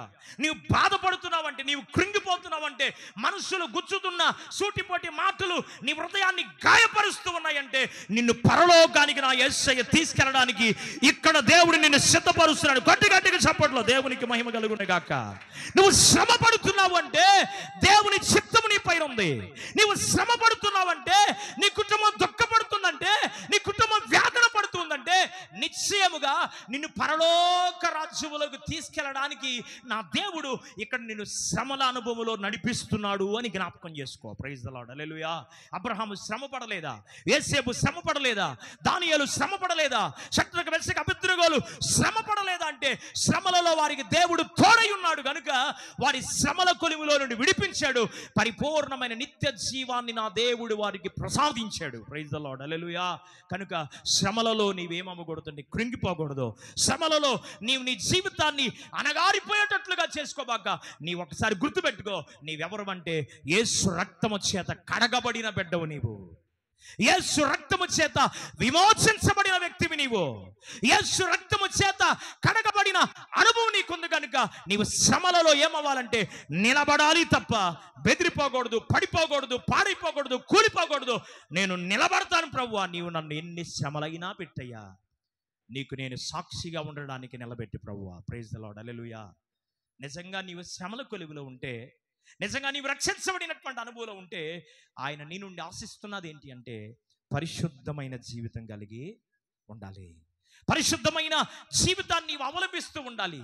పరిశుద్ధమైన జీవితం కలిగిన వ్యక్తిగా నీవు ఉండాలి. అందుకనే ఎబ్రీ పత్రికలో 12వ అధ్యాయంలో 14వ వచనం మీరు చూస్తే పరిశుద్ధత లేకుండా ఎవడును ప్రభువుని చూడలేడు అన్నాడు. కొరింథీయులకు రాసిన 2వ పత్రిక 5వ అధ్యాయం 10వ వచనం మీరు చూస్తే క్రీస్తు న్యాయ పీఠము ఎదుట మనమందరము మన దేహముతో జరిగించిన మంచివైన చెడ్డవైన వీటన్నిటికి ప్రతిఫలం మనం పొందుకోవడానికి ఒకానొక దినాన క్రీస్తు న్యాయ పీఠము ఎదుట నేను నిలబడాలి.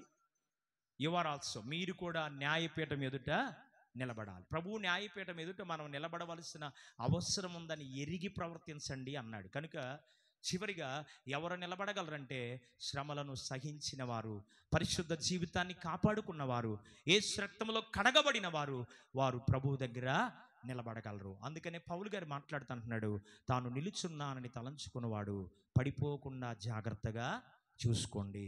జాగ్రత్తగా చూసుకుందాం. ప్రభు దగ్గర నిలబడడానికి కావలసిన 7 అనుభవాలను ప్రభు మనకు అనుగ్రహించునుగాక. హృదయపూర్వకంగా తల్ల వంచండి, కళ్ళు మూసుకుందాం. ఓ చిన్న ప్రార్థన చేద్దాం. ఓ చిన్న ప్రార్థన. ఓ థ్యాంక్ యూ జీసస్. పరిశుద్ధాత్ముడా నీకు వందనాలు. తాను నిలుచున్నానని తలంచుకున్నవాడు పడిపోకుండానట్లుగా జాగ్రత్తగా చూసుకోమన్నావు నాయన. మాతో మీరు మాట్లాడి నీ వాక్కుల కొరకు నీకు స్తోత్రాలు ప్రభు అని హృదయపూర్వక ఒక్క నిమిషం మళ్ళీ మనం పరిశీలన చేసుకుందాం. ఒక్క నిమిషం. నీ ఒక్కడవే కాదు, ఒక్కదానివే కాదు శ్రమ పడుతుంది. ప్రభు నేను సువర్ణంగా మార్చడానికే నీకు అనుభవాన్ని ఇచ్చాడేమో. ఇంకా ఎంతకాలం అయ్యా శ్రమలో, ఎంతకాలం పడేమి ఈ బాధ, ఎంతకాలం అయ్యా ఈ శోధన, ఎంతకాలం మేము అనుభవించాలి? తగిన కాలం ముందు దేవుడు తన బలిష్టమైన రెక్కల క్రింద నిన్ను ఆశీర్వదించే రోజు దగ్గరలోనే ఉంది. నిన్ను దీవించే రోజు దగ్గరలోనే ఉంది. కనుక శ్రమ దినము నీవు కృంగిపోవాక, చేతగాని వాడిగా చేతగాని దానిగా ప్రభు దగ్గర నిలబడబాక. శ్రమలను సహించు, పరిశుద్ధ జీవితాన్ని కాపాడుకో. ఇప్పటి కాలపు ఈ శ్రమలు ఎన్నదగినే కాదు. ఇక్కడ శ్రమ పడిన పరలోక రాజ్యంలో, నిత్యరాజ్యంలో మనం ఉంటామన్న నిరీక్షణ. ఇక్కడ మనకి ఏ కార్యాలు జరగపోవచ్చేమో, కానీ నిత్యరాజ్యంలో, పరలోక రాజ్యంలో మనం ఉండడానికి, నిత్యరాజ్యంలో మనం ఉండడానికి పశ్చాత్తాపడుతూ ప్రభు దగ్గర ప్రార్థన చేద్దాం. అయ్యా నేను నిలుచున్నానని నేను అనుకుంటున్నానేమో, ఈ విషయాల్లో ఏదైనా లోపం నా జీవితంలో ఉందేమో, ఏక మనస్సు లేదేమో, పరిశుద్ధత లేదేమో, విశ్వాసం లేదేమో, ప్రార్థనా జీవితం లేదేమో, ప్రార్థనా జీవితం నాకు లేదేమో. తండ్రి నీ ఆత్మ లేనివాడిగా నేనున్నానేమో, ప్రేమ లేనివాడిగా నేనున్నానేమో. శ్రమలను ఓర్చుకోక, సహించుకోక, శ్రమను బట్టి సణుగుకుంటూ సంహారముల చేతిలో నాయన ఆనాడు ఇజ్రాయేలు ప్రజలు పతనమైపోయినటువంటి పరిస్థితుల్లో అలాంటి దిగజారుడు కార్యాల్లో నేను పడిపోతున్నానేమో. శ్రమలో నేను నిలిచి ఉండడానికి, శ్రమలో నేను పరిపక్వత చెందడానికి నాకు నేర్పించయ్యా. అనుభవం నన్ను నడిపించు ప్రభువా. 7 అనుభవాలలో నా జీవితంలో ఏది లోటుగా కొరతగా ఉందో దాని విషయంలో సమృద్ధి నాకు అనుగ్రహించి, తాను నిలుచున్నానని తలంచుకున్నవాడు పడిపోకుండా జాగ్రత్తగా చూసుకోవడానికి, నన్ను నేను పరిశీలన చేసుకోవడానికి, నా జీవితాన్ని నేను కట్టుకోవడానికి అయ్యా నాకు సహాయం చేయవా, నన్ను బలపరచువా, నన్ను నిలబెట్టవా, నన్ను స్థిరపరచవా ప్రభు అని పశ్చాత్తాపడుతూ దేవుని దగ్గర ప్రార్థన చేద్దాం. నిన్ను నిలబెట్టడానికి ఆకాశానికి భూమికి మధ్యలో అడ్డకొయ్య నిలువకైపై సిలువపై ఆయన నిలబడ్డాడు. నిన్ను నిలబెట్టాలని, పడిపోకుండా నిన్ను స్థిరపరచాలని, పడిపోకుండా నిన్ను నిలబెట్టాలని, నిన్ను లేపాలి అని, నిన్ను నడిపించాలని, నిన్ను పురుకొల్పాలని, నిన్ను ఉత్తేజపరచాలని అడ్డకొయిపోయి నిలువుకొలిపోయి ఆకాశానికి భూమికి మధ్యలో ఆయన వేలాడాడు. ఒకటి తక్కువ 40 కొరనా దెబ్బలు తిన్నాడు. శరీరం అంతా నాకటి చాళ్ళ వలె దున్నబడింది. నీ కొరకై గాయపరచబడ్డాడు, నీ కొరకు శ్రమ పట్టబడ్డాడు, నీ కొరకై నిలువెల్ల గాయాలైనాయి. నిలవలేని స్థితిలో ఆయన సిలువలో ఉండి కూడా అయ్యా వీరేం చేస్తున్నారు, వీరెరుగురు కనుక వీరిని క్షమించయ్యా, నిత్యరాజ్యములో వీరిని చేర్చయ్యా అని తండ్రి తనకు అప్పగించిన పనిని చేసి ముగించి ఆయన మరణాన్ని జయించి తిరిగి లేచి గలిలయ ఆ ప్రాంతములో ఒలీవ కొండపైన ఆయన ఆరోహణుడే వెళ్ళిపోయాడు.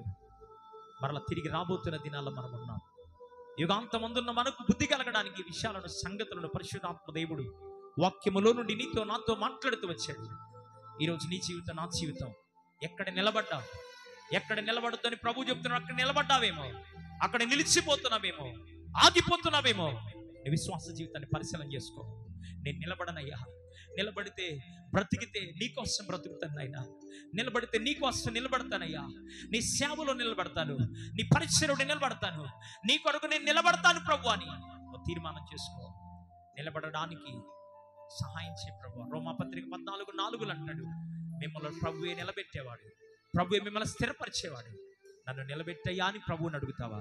నోరు తెచ్చి నువ్వెక్కడున్న వాక్యాన్ని వింటున్న నీ జీవితంలో పశ్చాత్తాపడుతూ, నేను ఇప్పటి వరకు నిలుచున్నానని నేను అనుకున్నాను, కానీ విశ్వాసంలో పడిపోయాను ప్రభువా, ప్రార్థన జీవితంలో పడిపోయినయ్యా, పరిచర్యలో పడిపోయిన ప్రభువా, ఏక మనస్సు నాకు లేక, ఐక్యతలో నా ఇంట్లో వాళ్ళతోనే నాకు సమాధానం లేదయ్యా, నా ఇరుగు పరుగుతో నాకు సమాధానం లేదయ్యా.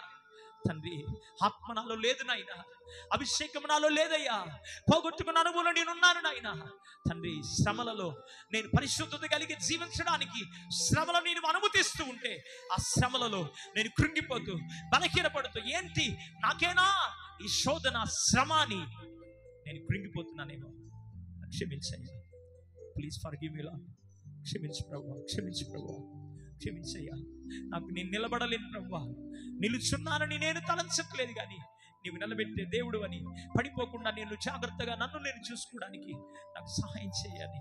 ప్రభు పాద సన్నిధిలో పశ్చాత్తాపడుతూ చిన్న ప్రార్థన, వచ్చిన ప్రార్థన, వచ్చిన ప్రార్థన. హల్లెలూయా, హల్లెలూయా, హల్లెలూయా. పరిశుద్ధుడైన తండ్రి, ఆశ్చర్యకరుడవు, అద్భుతకరుడవు, ఆలోచనకర్తమైన మా గొప్ప దేవా, నీకు వందనాలు. ఈ దినం ప్రభు నాతో మాతో మీరు ముచ్చటించి నీ వాక్కుల కొరకు నీకు స్తోత్రాలు. వాక్యము ద్వారా నాతో మాతో మీరు మాట్లాడాడు. నేను సరి చేసుకోవాల్సిన నాకు చెప్పేవయ్యా. నీ బిడ్డలు సరి చేసుకోవాల్సిన విషయాలు నీ బిడ్డలతో మాట్లాడుతూ వచ్చారు తండ్రి. కనుక మేము నిలుచున్నామని తలంచుకొనక, నిలబెట్టే నీపైన ఆధారపడుతూ మేము ఏ విషయాల్లో పడిపోకుండానట్లుగా జాగ్రత్తగా చూసుకోవాలో, ఎలాగునూ మేము నిలిచి ఉండాలో వాక్యానుసారమైన జీవితాన్ని కలిగి మేము ముందుకెళ్ళడానికి సహాయతని కృపను అందించమని, వాక్యాన్ని వింటున్నటువంటి వారందరి జీవితాలు నిలబెట్టమని, కృప చూపించమని, సహాయం చేయమని యేసు పరిశుద్ధ నామములో అడిగి వేడుకొనుచు ప్రార్థించుచున్నాం తండ్రి. ఆమేన్.